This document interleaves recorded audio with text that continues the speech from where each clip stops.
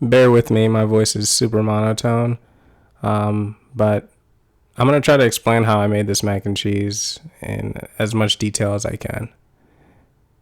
It's freaking delicious. So the first thing you're going to need is some chicken bouillon and some elbow noodles. These are pretty easy to come by at your local Walmart or nearest supermarket. The next thing you're going to need is some all-purpose flour and some butter for the roux.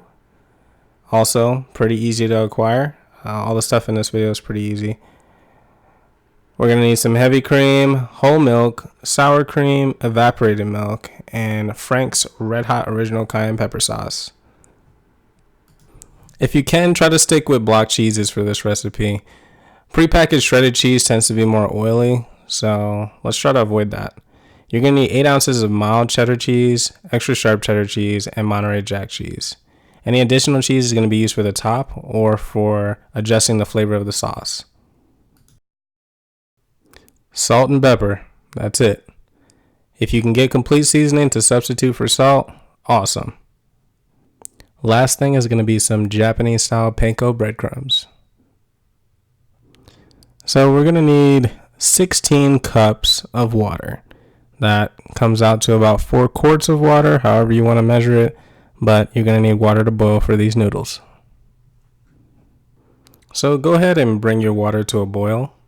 Once it's boiling, go ahead and add your noodles and get 3 of those chicken bouillon cubes and throw those in there now. Once you get the cubes in there, go ahead and give it a little bit of a stir so your noodles don't stick to the bottom of the pot. And that's pretty much it. Just leave this in here for about 9 minutes and you're good to go as far as the noodles. You're only going to need about 8 ounces of each of these cheeses like I mentioned earlier. Any additional cheese is going to be used on top to make a crust or to adjust the sauce a little bit. So go ahead and cut your cheeses up into little cubes like this. You can shred them if you want to, but it's not really necessary for the sauce. Any additional cheese that you have that you want to put on top of your mac and cheese, definitely want to shred that. But for right now, we're just cutting them up into little cubes. And we're going to go take a look at the pasta here in a little bit. This video is sped up for the most part, so by now the pasta should be about done. It's been about 9 minutes. So the elbow noodles are done. Go ahead and drain the elbow noodles of all the water that's in the pot. Try to do this as safely as possible. And then go ahead and move the noodles into your tray of choice. For me, it is an aluminum foil tray. For now, we're done with the noodles. They're kind of just going to sit here for now while we complete our sauce. So we're going to shred up some of the extra cheese that we had. Right here, this is some mild cheddar that I'm going to put on top of the mac and cheese when we're done. However, we're going to use some of this to adjust the flavor as well. I have a feeling I'm going to want my sauce a little bit more cheesy. So that's what this is for. Yeah. So let's get started on this roux. So a roux is just equal parts butter and flour. I put 2 tablespoons of butter in the pot and 2 tablespoons of flour. If you're cooking double the size that we're cooking right now, you would do 4 tablespoons of butter and 4 tablespoons of flour. And just try to keep that ratio for this mac and cheese. You're going to want this to melt completely. Try to get as much flour off the sides as possible. And we're just letting this heat up. We're going to let this heat up for roughly 4 minutes. This is kind of sped up again. So it's going by a lot quicker than, live. So once your roux is heated up quite a bit, we're going to go ahead and add the heavy cream. And this is going to be the 16 fluid ounce container of heavy cream. I added the entire thing. So just do what I do, right? So we're going to give that a little bit of a stir and let that heat up so all of this becomes one smooth liquid. So once our sauce so far begins to bubble a little bit, we're going to go ahead and add some sour cream. And that's going to be a tablespoon of sour cream. We're going to add a half a can of evaporated milk, the smaller can. And we're also going to add our milk, and that's going to be half a cup of milk. Let's not forget our celebrity guest, 2 tablespoons of hot sauce. Let's mix up what we have so far and try to get what we have so far hot before we add anything else.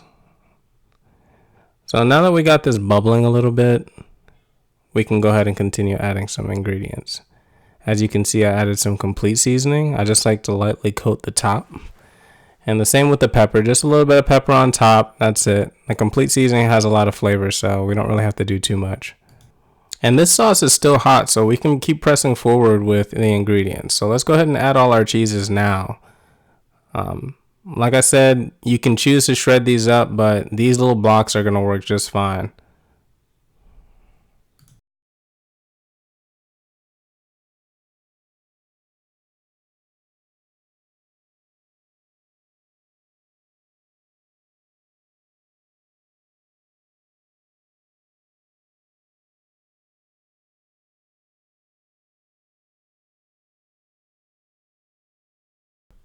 So after having this on a medium heat for about 5 minutes, all the cheeses seem to have melted.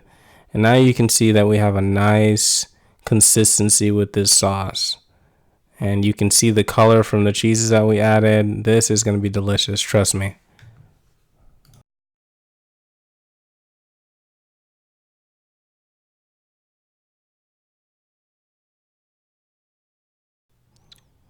So I took a taste of this sauce and it's delicious, but I would like for it to be a little bit cheesier. So I'm going to add some of the shredded cheese that we had from earlier into the sauce.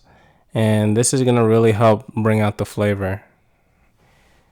But definitely taste your cheese first before you add anything extra. I like to keep everything kind of neutral, and then if you want to adjust it, you can adjust it. This is totally up to you, and you have complete creative freedom with this.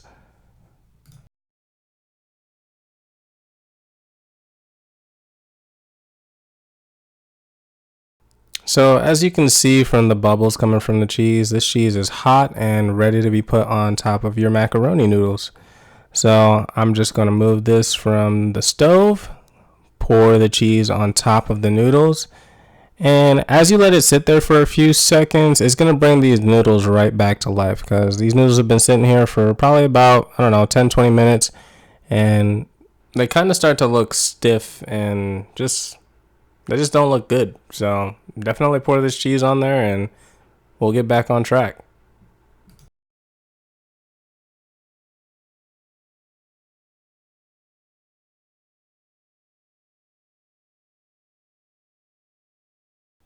So the cheese sauce is going to kind of gather to the corners. So you want to kind of move from the corners towards the center. Like, that's what seems to work for me. If you have a better way of doing it, great. But I like to get the sauce from the corners and move them into the center. That just evens out all the macaroni noodles. It evens out all the sauce, and everything just cooks a little bit better when we put it in the oven. So once you got your noodles and your cheese mixed nicely, the next thing that we're going to want to do is start working on the top. The top is going to consist of some mild cheddar cheese and some panko breadcrumbs. So as you can see here, I'm just sprinkling some mild shredded cheese on top of my mac and cheese thus far. And this is going to help with the crust. I like having a cheese crust, but I also like having that crunch as well.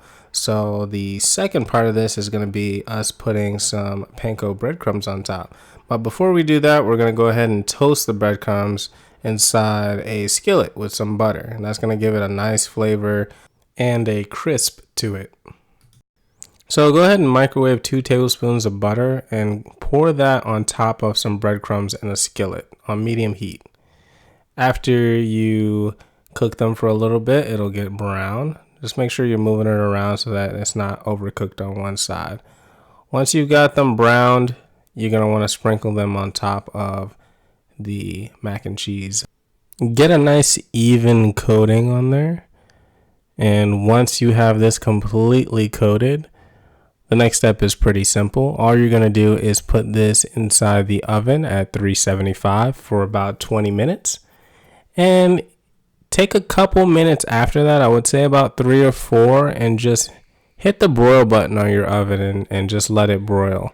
And that's going to really give your breadcrumbs some color if they don't have it already. And that's pretty much it. Let's go ahead and take a look at what this looks like.